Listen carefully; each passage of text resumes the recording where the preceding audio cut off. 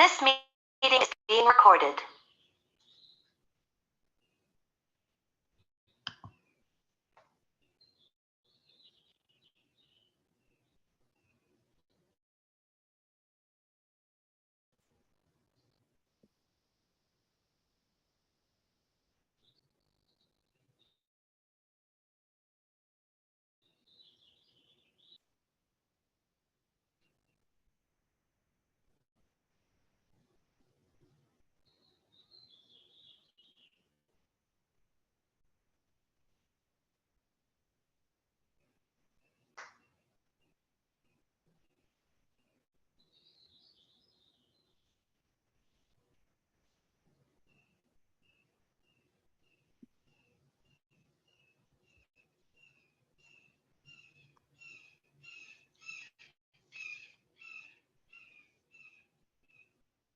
Good morning, everyone. We'll get started in a few minutes. We'll give people a chance to get on. And just a reminder, this is being recorded, so there will be people checking it out later.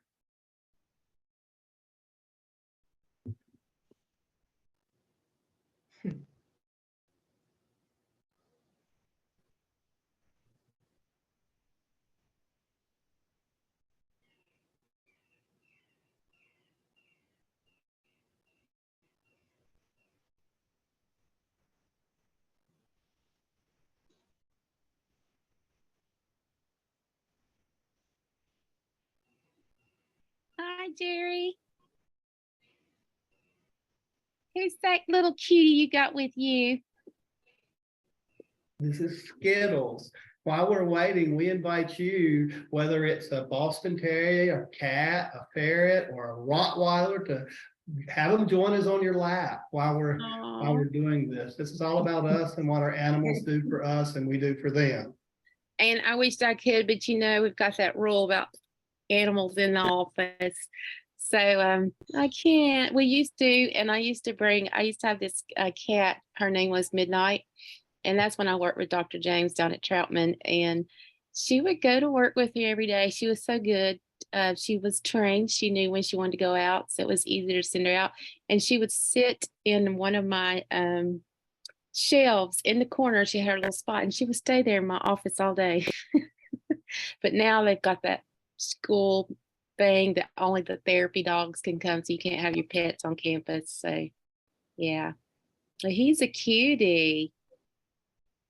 It's my little girl Skittle. So for everybody that just heard that, later on, we're going to give each of you a chance to do the same thing. Tell us your story of how your animal supports you. So we welcome you to turn your cameras on, bring your baby. There, Laura brought her baby in. We can see Leslie's babies there. Can you even see him? He's a very cute rabbit. Oh. So we're going His hair looks like yours. He has some pretty extreme hair. And just a reminder, we are being recorded right now, so we've got everybody on. But we want that because this is all about what our pets do for us, and they play various roles for each of us to help us. So we'll get going in just a second. When Jeannie gives me the thumbs up, we're going to roll. But we know sometimes people have trouble logging in. We've all been through the Zoom update stuff. All right. So welcome to our June Cafe. And as you can see, this is all about our pets and being aware of them and what they do for us and what we need to do for them. And we've got three great speakers today, and we're going to go ahead and get started. And our first speaker is Leslie Smith, and she is with our rescue ranch out of Iredell County. Hey, and remind me how long I have to talk. 10, 15-ish, Okay. 10 to 12. Okay, perfect. Yeah. So my name is Leslie Smith, for those of you who are just kind of joining us. I am the animal husbandry manager at Rescue Ranch in Statesville, North Carolina, so Iredell County. So we are an education facility, kind of first and foremost. So right now we have got 79 animals here that are all permanent residents. So we don't adopt out any of our animals. We've got steer that are 6'5". We've got rabbits, birds, snakes, lizards, pretty much everything but cats and dogs. So our big goal here is to really try to educate kids and adults how to be responsible pet owners.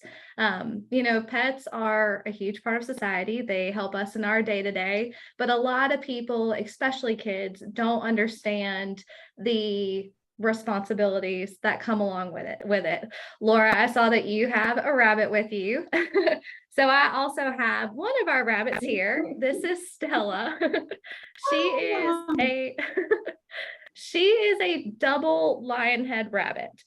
So she is extra fluffy. It's kind of hard to see her when I have her on my lap, but she came from a really bad hoarding situation about 5 years ago.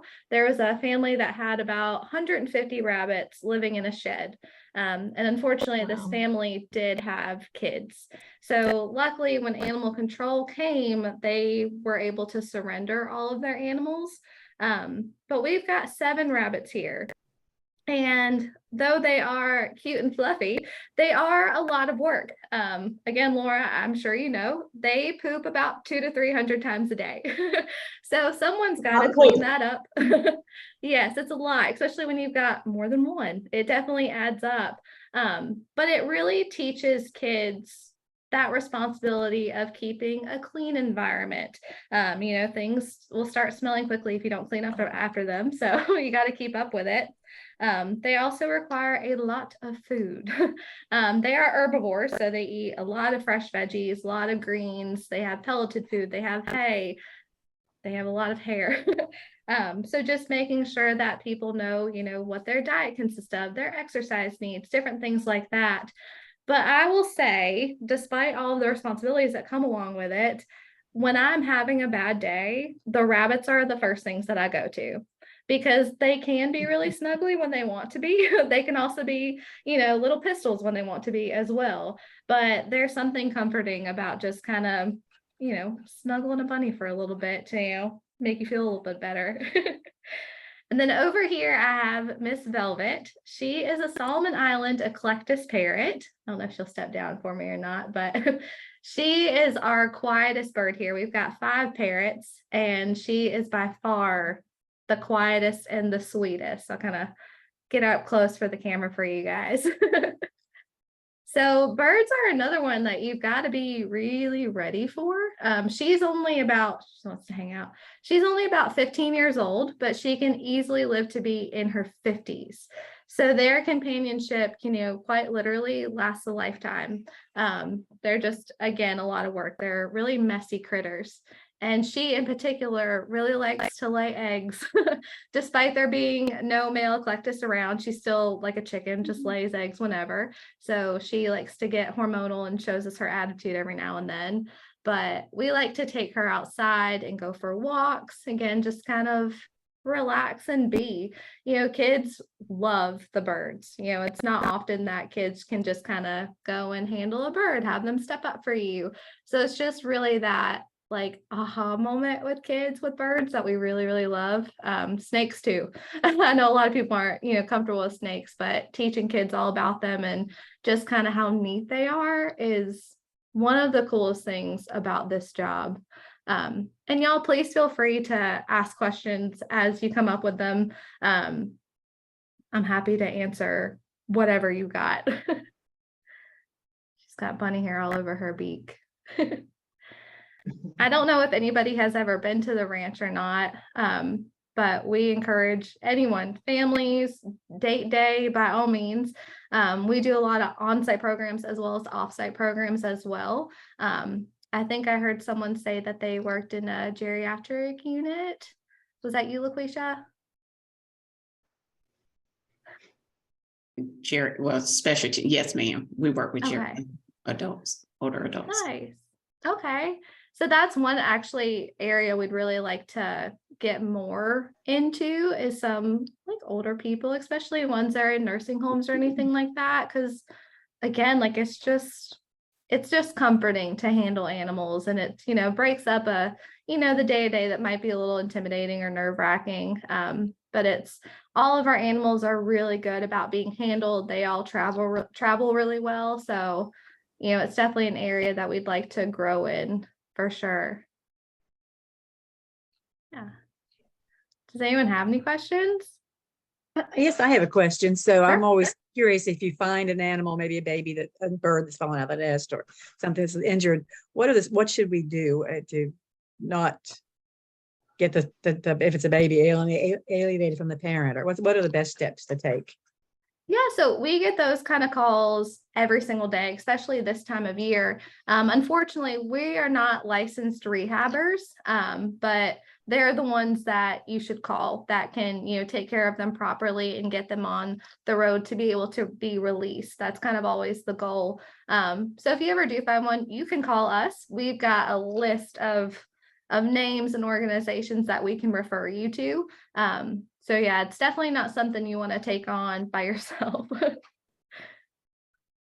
Leslie, I'm aware of a group that recently came up and visited with a group function. What different types of groups are you all willing to do, and what types of things do you do to support them? Because I know there's a lot of different groups on here, and I got my brain rolling with ideas about what Rob might want, and some other people on here about how to leverage because of what you mentioned, the ability to hug the bunny and how therapeutic that can be. So what all do you have available?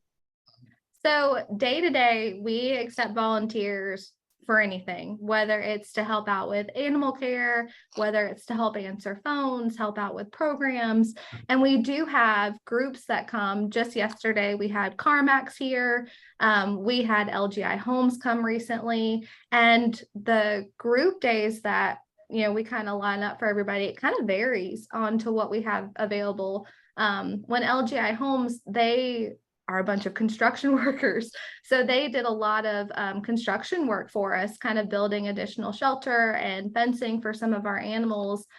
Yesterday, CarMax came and they helped just beautify the ranch. We were very behind on mowing and weed whacking and things like that. So their team came and helped us just clean everything up, which was, whoops, I lost an earplug headphone, which was so needed. But it really just kind of varies on what people would like to do, what their skill sets are, kind of different things like that. Because we've had groups that, it's 40 people or it's, 5 or 6.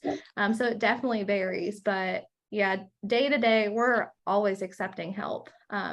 And I know some organizations kind of provide their employees with a few days of, paid volunteer work. So that kind of stuff's always available as well.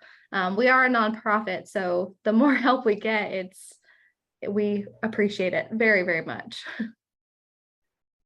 So Leslie, this is Rob. I think what Jerry was referring to is how can we involve our community, if you will, to take advantage of the programs that you offer.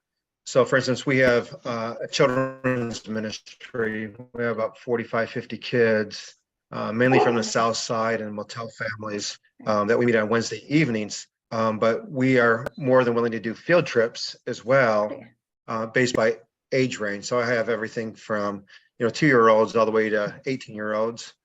So what type of activities, programs do you have for those types of kids, at-risk kids?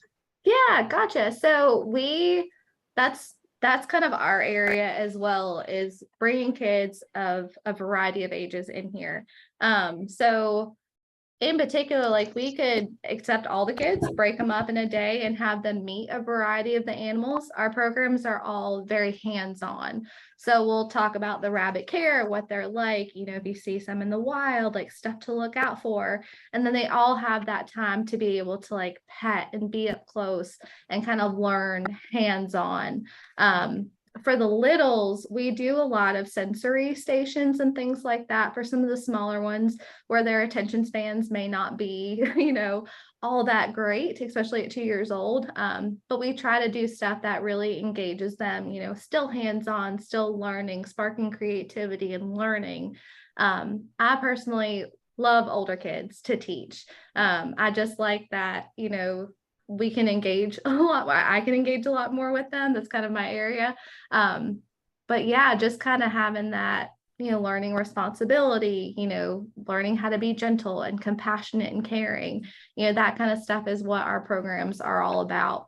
So I don't know if that kind of better answers your question. It does. So what are your typical hours? Is it Monday through Friday? Is it Saturdays? Is it 8 to 5? What are your Yeah. hours? So typically Monday through Friday, we're here from 8 to 4. And then on the weekends, kind of depends, typically about 8 to 5:30 or so on Saturdays. We do a lot of birthday parties, field trips, Boy Scout groups, Girl Scout groups, things like that. But we're pretty, flexible with a lot of things. So I know you said that you typically meet on Wednesday evenings. If we know in advance, I don't see any reason why we couldn't work something out by any means. It's cool to see, different people in the community, different areas in the community, and we want to be as accommodating as possible to get people in here. Great.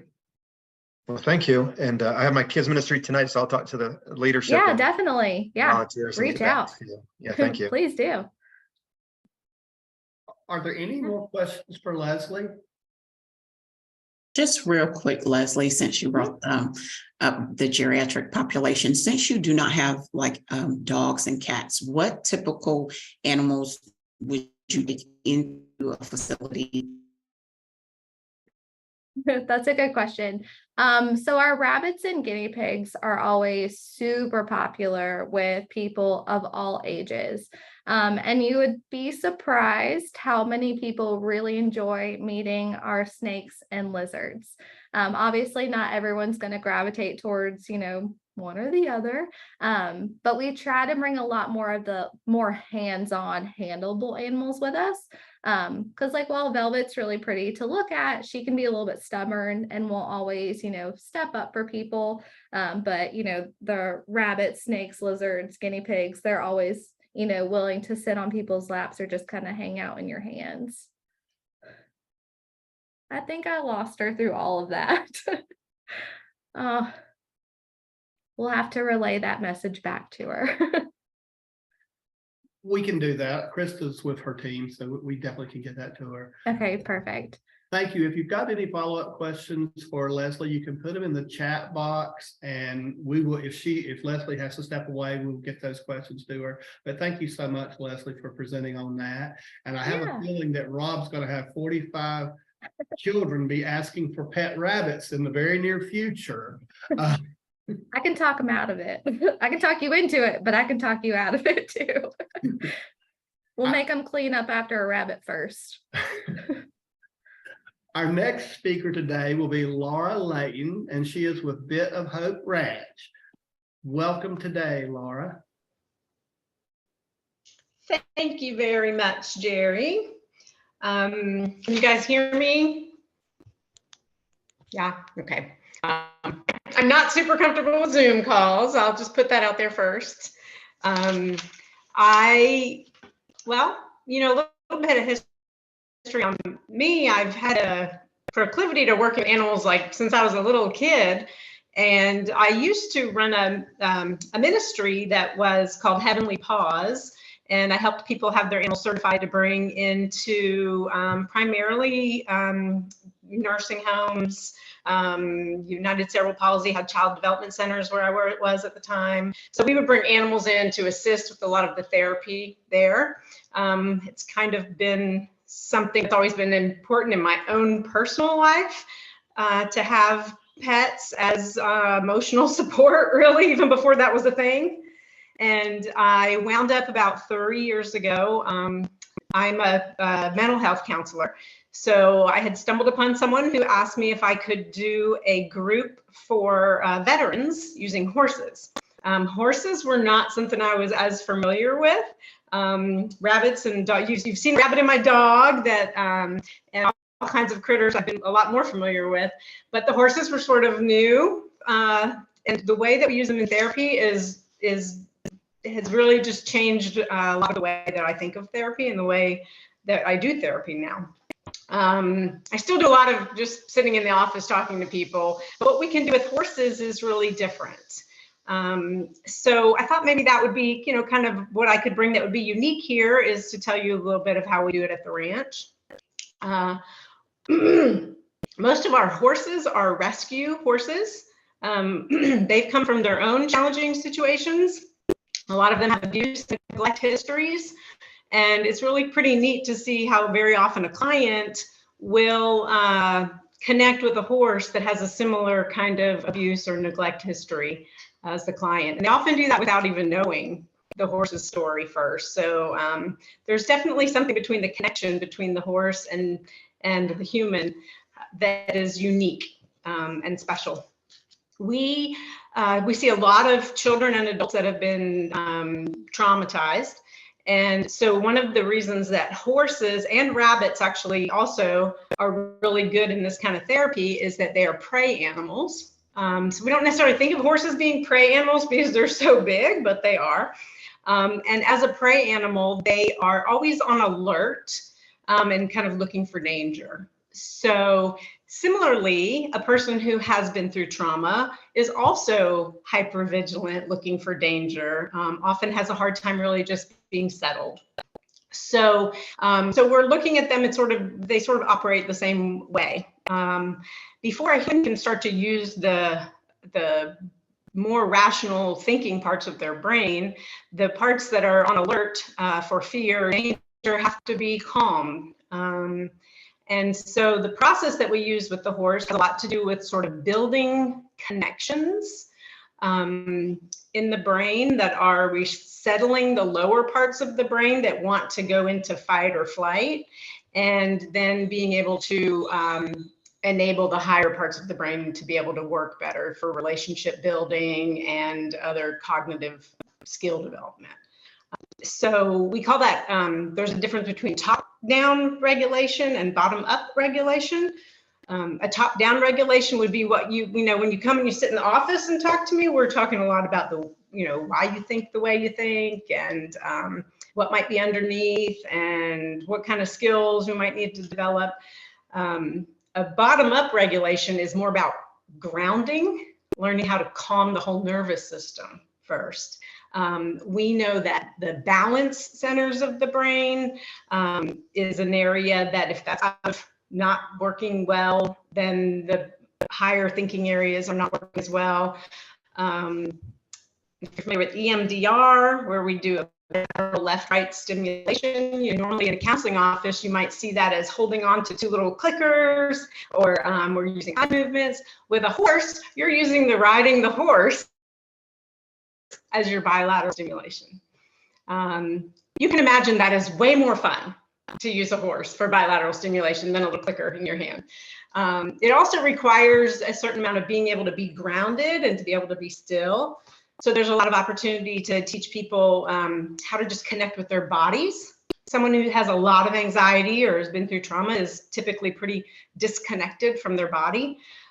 So just like with any of our pets, just like you with Skittles, Jerry, you have to be very present when you're with an animal, right? It just there's something about the presence of an animal that makes you mindful. Mindful is a whole field of counseling, and our animals kind of bring us into that space a lot easier. Often we might be working with a client, and just the presence of the horse alone can give us an opportunity to stay mindful, connected. If they start to space off, then we might say, what's the horse doing right now? And it kind of brings them right back into this present moment. Horses are also very reactive to what's going on in the human. They can sense a heartbeat from 10 feet away. So a very anxious client will very likely create a very anxious horse. They are picking up on that. That's how they learn from each other to know whether they need to be prepared to run or not. So we can use that information to see. Sometimes a client might tell you that they're fine. I use a scale sometimes of 1 to 10 or 1 to 5 and say, how anxious are you feeling? And someone who's very disconnected might not even recognize that what they're feeling is anxiety, but the horse recognizes it. And so we're able to point to the way that the horse is reacting and say, are you sure? Can you try taking a few deep breaths and grounding in, and then we'll see how the horse reacts. And so the horse can act as a mirror in those situations, and it helps the client to self-regulate by seeing how their horse is reacting. So that's kind of a neat way that we use them too. I don't think I could begin to talk about all the ways that we use them because there's so many. I do some retreats out at the ranch, and this is just like a story I like about something about the horse itself.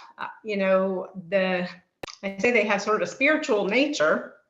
In fact, during the retreats, often they're usually Christian retreats, so I often include prayer. And the horses I tell you, it doesn't even make sense to me, but they will bow their heads when we pray. I'm not kidding, you guys. They will lower their heads, and it's kind of something that doesn't except that they're attentive and spiritual.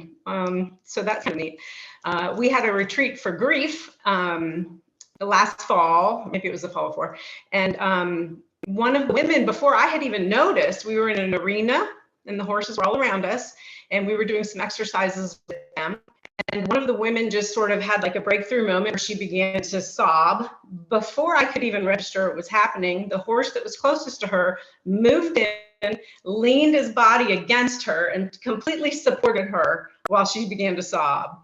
It is just a neat thing that they do. They're just very attuned. So that makes it really fun to work with them. I have so many notes on ways that we can use them. I think that might be better to use with some questions. I could tell you a little bit more. Like, so maybe it's better to do stories. For example, a client that came in who couldn't stand still. She just couldn't stand still. She was a teenage girl, just tons of anxiety, ADD, couldn't stand still, just the whole time wiggling, moving, and her horse wanted nothing to do with her. As you can imagine, that was pretty scary to the horse because they could pick up on all that energy. So we really had to just work with her for a long time on just being able to be still before she could begin doing the things that she wanted to be doing with the horse. Another example is when it comes in with depression and they're not creating enough energy to make anything happen. And horses respond very much to energy.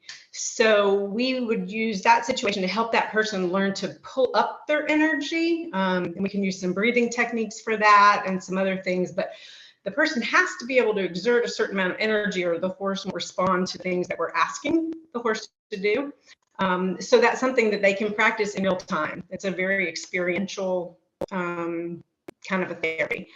So another thing would be somebody who has a difficulty with boundaries, and we purposely will pick a horse that doesn't have good boundaries, and that horse might be a horse that wants to get all up in that person's space, and the person has to learn how to use their energy to make the horse not come into their space. And it actually takes quite a bit of energy when you have a pushy horse. Just like when you have a pushy person in your life, it might take a little more energy to create a boundary. So there's a lot of lessons that we can pull from that. I particularly love to do intensives with families or couples to where they might come in for several hours, and we'll do some in office and then we'll do some with the horses. Using the horses in that manner, we get a really good picture of what goes on in their house. A lot of time we can have them either describe, how this horse, which family member is this horse like, or we can set up an actual something in the arena where they might use just different things that we have around the arena to create a space that might represent their house. And then what they would do to maybe get the horse to come into the house, but they have to work together as a family. And you can see the family dynamics really easily when you give them a task like that. They have this big arena and they're sort of figuring out, you've got somebody that's chasing the horse down, which that's not going to work. You have somebody else who's being really, really forceful. You see the dynamics between the way siblings interact, the way one sibling might pair up with one parent. You could see which maybe there's a very passive parent, and you can see how that affects the children. And so then as a therapist, you use those opportunities to stop and kind of look at what's happening and be able to help them maybe figure out a better way to be able to communicate with one another, and then tie that in with how they can communicate better with the horse to ask it to do what they want it to do. We don't believe in putting pressure on the horse in a way that is making them respond out of fear. It's very much out of building a relationship with the horse. So they need to learn to not be forceful, but rather to create trust with the animal. And it's very similar to creating trust with a human, right? And you have to know how much pressure to be able to put and when to release the pressure. So these are just some examples of lots of different ways that we use the horses. Obviously, it's more engaging. Your clients are very engaged in this process because if they're not, they might get stepped on or something like that. So they need to just stay very present and engaged with what's happening, which is not always the case when you're just sitting in the office with somebody. We also at the ranch have rabbits, goats. We have a pond, so we can even go fishing. That can be fun. The goats, I have a funny story with the goats. I had a client who'd been being bullied at school, but this client was very, very interested in goats. Well, the goats are kind of bullyish. They will, once they start playing with the goats, they want to keep coming at you and very forceful. So this young man was playing with the goat and got really kind of a little too forceful and didn't know how to back out of it. So he had to practice getting big energy, right? And so we wound up this was like putting his arms up over his head and having to become really big to put forth the kind of energy that would make the goat leave him alone. A little harder with the goats, I have to say, but they were a really good example for bullying and how you have to be persistent with the back off message, or else they'll just keep coming at you.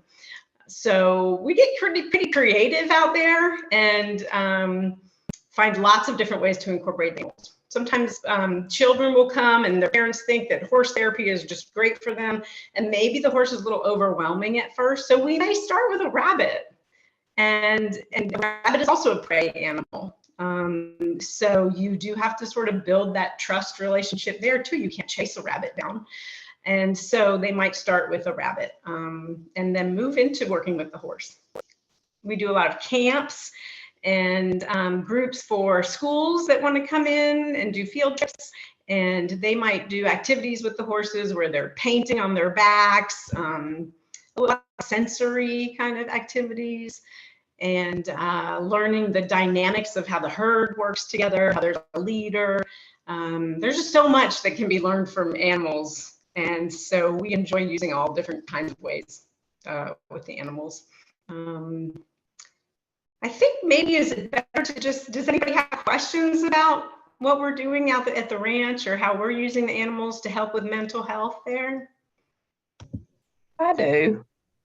I have a question because I work with a lot of children who I think could benefit. How do they, like, how do you get paid with like insurance? How, like, do you accept Medicaid? Because most of my kids are Medicaid kids. How does that work? So we have a lot of different programs at the ranch. So for counseling specifically, we have some therapists are what's the word, qualified to work for Medicaid, and some are not. So, but we do take Medicaid there, and it's paid just like regular counseling. We have another person that has to be there when we're working with the horses, an equine specialist. So that way the therapist can be focused more on the client, and the therapist is there for safety to make sure that, if the horse is getting upset or if the child is doing something wrong, that the equine specialist is sort of there to manage that part. But Medicaid pays, but they just pay regular. They don't pay extra for it. If that was what you're asking? Thank you. I appreciate it. Yeah.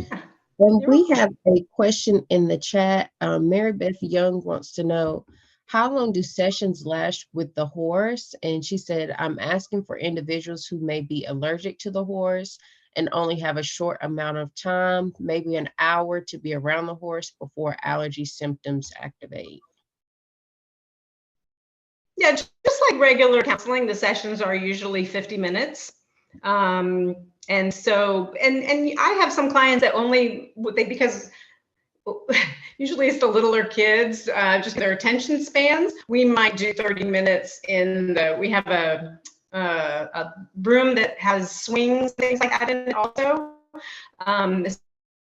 We might spend part of the time there and part of the time. So anything in the hour. When I spoke of the intensives, maybe several hours, that's kind of special. That's not our the bulk of what we do. That's just something kind of that I like to do there. And that would be where somebody can set up time to do more than an hour at a time, or even a day, or even I've done family intensives over the course of like 3 days. But the typical sessions are just your regular 50-minute counseling sessions.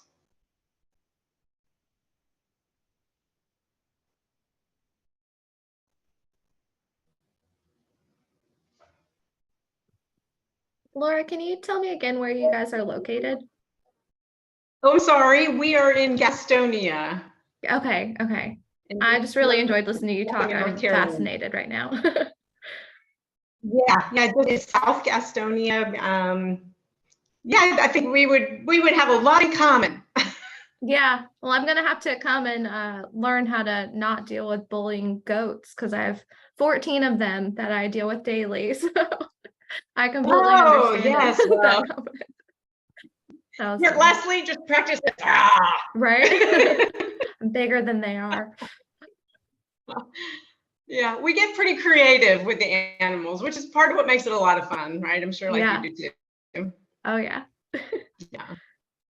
Laura, Well, and we do tours. We do tours. I'm sorry, go ahead. I do have a quick question. What can you repeat what you said about a horse hearing a person's heartbeat from a certain distance? What can you repeat that? So it's about 10 feet away that they can pick up on a heartbeat. So if they're picking up on a rapid heartbeat, that's kind of for them of like, oh, that's not safe, right? We put everything in terms of safety, and if the horse feels safe, then it will be able to have a good relationship with you, just the same as we are as humans, right? If we feel safe around somebody, then we can develop a good relationship with them.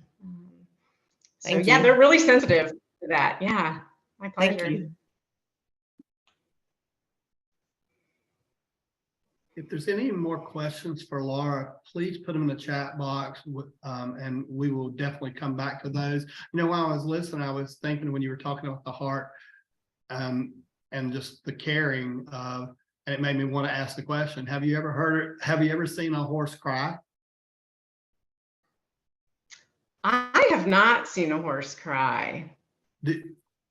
I've heard people say that the emotions of a horse are so much more advanced than other animals, and it just made me wonder. It's just because you mentioned when I mean, they are like when I said the way that the horse reacted to the woman in the grief session, they're very intuitive to what's going on. I've never seen them cry, but that doesn't mean that they don't. I actually probably have the least amount of horse experience of anybody at the ranch.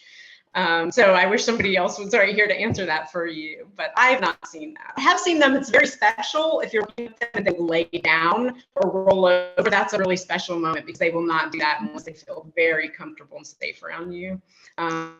So that's always special. I haven't seen them cry. Okay. So thank you so much, Laura, for that presentation, and we greatly appreciate it. Our last speaker today is Sherry Reinhardt with the Lincoln Child Advocacy Center. Welcome today, Sherry. Thank you, and thank you so much for having me. And I learned so much today already myself. I came as a presenter, but I'm taking home lots of nuggets of information, so it's wonderful. I am the executive director of the Lincoln County Child Advocacy Center, and we are part of a multidisciplinary team that takes referrals from law enforcement and social services to provide services when a child has been suspected of sexual and severe physical abuse. And our agency has 4 employees. We have an interviewer that interviews the children. We have a victim specialist. And then we have lots of advocates, and we have physicians, and we have 6 mental health providers. And then we have 2 special employees, and this is who you're looking at. The first picture is Callie, and she is the larger dog with the blue vest. Callie has been here since 2018. she has made all the difference in the world to the children and families and staff, because she provides such a sense of safety and security. Because if children were not referred here to be interviewed, they're interviewed multiple times at social services and law and at the police station. So to come into a facility where there's an animal that has been specifically trained to, greet you and do a trick for a treat and lean against you. She's definitely a leaner. The smaller one in the red vest is Jake. And State Farm actually gave us the money to buy Jake. So he is truly Jake from State Farm. And we got Jake because Callie has leukemia. You can see her little paw where she's been having therapy for a while. She had her last chemo about 2 weeks ago, and she is in remission. But we felt the need to go ahead and get her a partner to take a little bit of the workload off of her. And one animal learns good from another animal. And Jake is actually away at training. They go for about 8 weeks of training before they can be a working dog. And they are much like a dog that is on the sheriff's department that does drugs or bombs. When they're here, they have their vest and they are definitely a working dog. And then when the families leave, the vest comes off and we get to, as employees together who have heard a lot of stuff to cause vicarious trauma just to us, just to listen to a 5-year-old talk about a sexual abuse, or to have to be in an examination to collect evidence from this child. One of the best benefits for my staff is that we are the parents together of these dogs, and we share the ability to nurture them. It brings us together. It helps us with our vicarious trauma. And we have a main handler, which is our victim's advocate, but we all handle Callie and Jake while they're here. They not only go into medicals. What could be of interest to you is they're advocates out in the community, and they go with us to teach education. Right now, they're at UNC Dental College up at UNC, and that's where they're at in this picture. Callie's there this morning, and they're presenting a program that we offer to to dentists and hygienists that teaches them how to recognize child abuse. Not many people think about dentists recognizing, but about 60 to 80%, somewhere around in there. It depends. Above the shoulders is where we see most physical abuse. And Dr. Debbie Perry is our educator for this program, and she teaches them about looking in the mouth and what could be things that we're not thinking about. Genital herpes. A lot of times the kids will have herpes, or if they see any bruises behind the ears make wonderful handles, unfortunately, and we don't look behind the ears. So she teaches them about recognizing abuse. Callie also and Jake go with us into the school systems, and they also go into daycares. And right now we're doing summer camps, and we teach a program called Child Matters. And it is an evidence-based program from Monique Burr for ages 4 through high school on safety, just safety matters, and it touches on lots of stuff.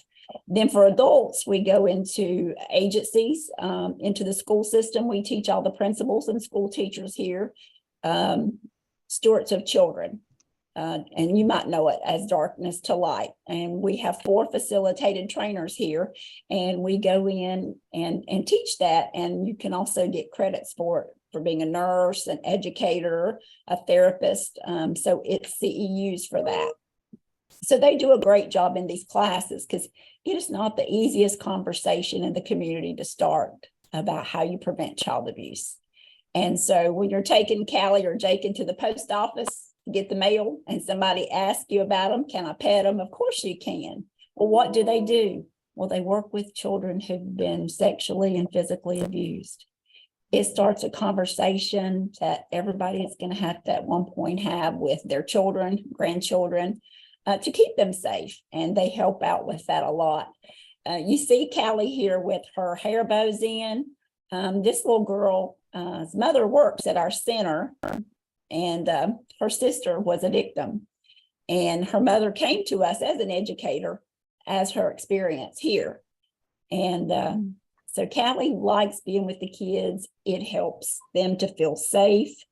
And it helps my team.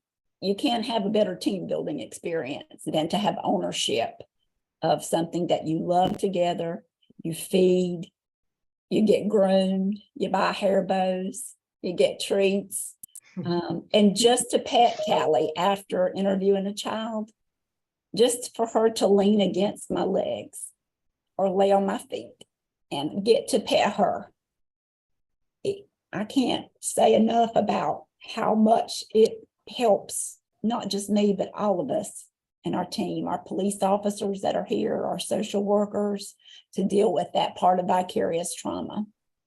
But in your community, if you would like a class and like to see Callie and Jake, and they have their own Facebook page, so you're welcome to see Callie and Jake. We're free. Everything we do is free. All the services are free to the children we serve, and all the education in the community that we do are free as well. But I just can't say enough about the effects of having a support animal. And she's called a facility animal because she does everything. She goes to court with the kids. She can go on the forensic interviews. She lays beside of them and they count her eyelashes while they're getting a medical. So it really reduces that re-traumatization sometimes of things that we have to do. And I'll invite your questions about a child advocacy center or support animals, the training, where we train her, anything that you would like to know.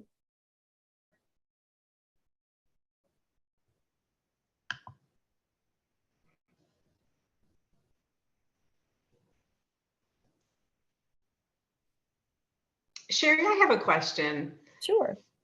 I know a lot of times with the horses, they'll sort of collect some of the traumatic energy from people, and we have to do some special work with them afterwards, so that they can kind of release that, and which we usually do by running around the pen. Well, how do you manage that for the dogs?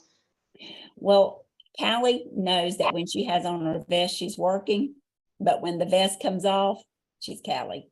And we have a fenced in backyard here, and she gets the zoomies, we call it, and we play a lot. She also has play dates with other animals. Some of the officers and social workers will bring in their dogs and have a play date.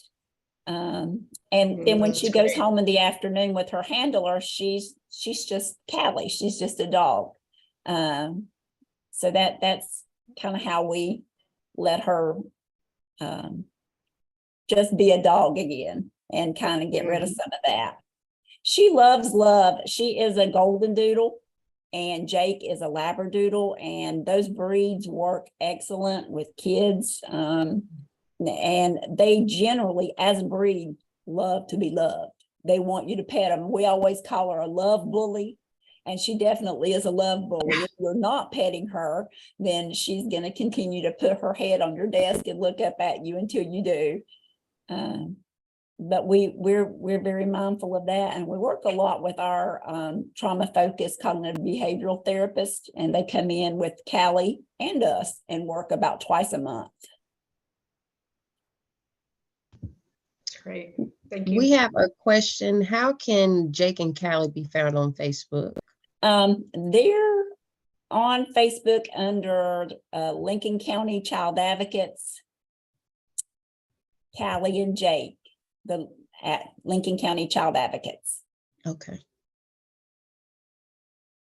But I can send out their link. I know there's a link to Facebook, but they go on lots of adventures. The education we do in the schools have videos, and they dance and stuff, and Callie dances. So what I love about Callie is when the kids are dancing, she will lift her back feet like this.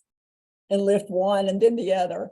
And so she gets right in there with those 5 and 6 year olds and dances to the little videos that teach you about internet safety, body safety, bullying prevention. And that's probably the favorite part of her job. I know in the pictures she's having a tea party and with some of the kids. And she likes tea parties too, because she knows she's going to get a goldfish out of that tea party.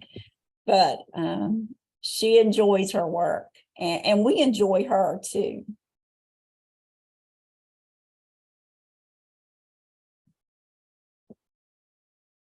Any other questions? You are welcome to reach out to me afterwards with a question, or if your organization would like to have a free training on preventing child abuse, we're always available. Sherry, thank you so much. If there's questions as we go, please put in the chat box for any of our 3 speakers. So now we're going to give you a brief chance, if you want to share your pet with us, which is your therapy animal. All animals provide therapy to us in ways we don't necessarily think of as formal therapy, but it happens. And the other part of it, which is kind of why we had Leslie speak, was we need to make sure we're giving them the right supports too, and not dismissing and forgetting what we do and what we say and how we act influences our animals. I mean, you raise your voice in front of your pet, they know it, and they're scared sometimes, and paying attention to those things, just like we would small children or other adults. So it's important to do that. So this is your chance, everyone. Turn your cameras on and show us your pet. And if you want to, share your story about how your animal supports you. I know there's people that'll do that. I see Jeannie already has pulled her cat up. I had Skittles on earlier. You're all welcome to share.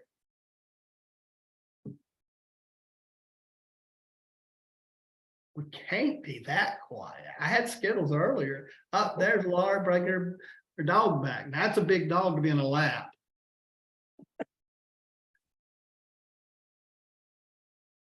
I believe Laura said she was an Australian Shepherd, right?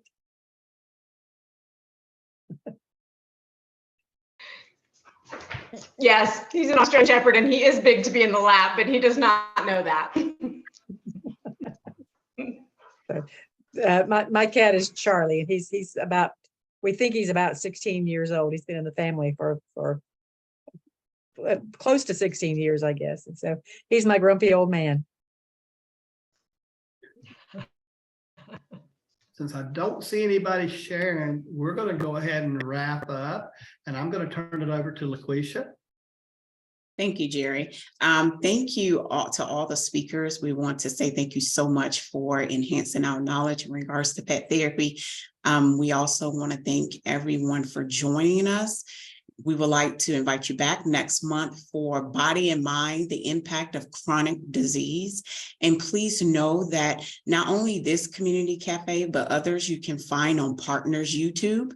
And we would like to say thank you in advance, and we will see you next month, not next week. We will see you next month. Thank you.